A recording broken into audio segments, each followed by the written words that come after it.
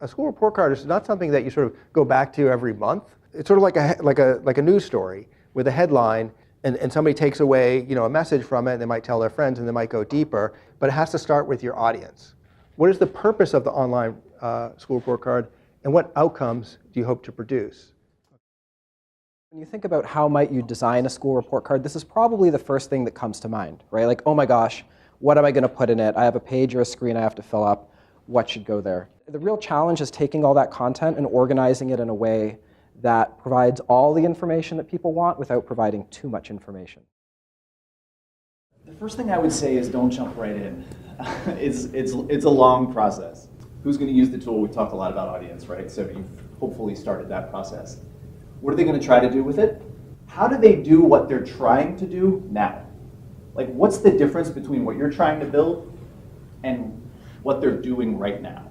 Your thing should live in the place that improves upon their current experience, not necessarily reinvents it. I don't want to talk about color until it's time to talk about color. Once it is, though, let's avoid a couple simple mistakes.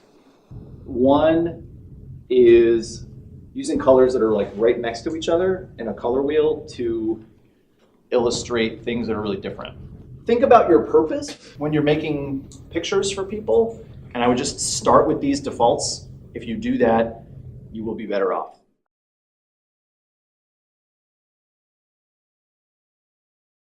The last mode that I want to talk about is A/B testing.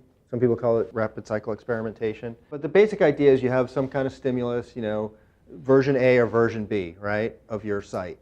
And then just test which version produced the greatest response. It's that simple. The nature of the task that you're doing as you're going through this process of developing and refining school report cards is you have to think about, is what I'm doing a very narrow technical thing? Like, choosing, what colors are opposite each other on the color wheel? Or am I choosing something that has a lot of value, is value laden?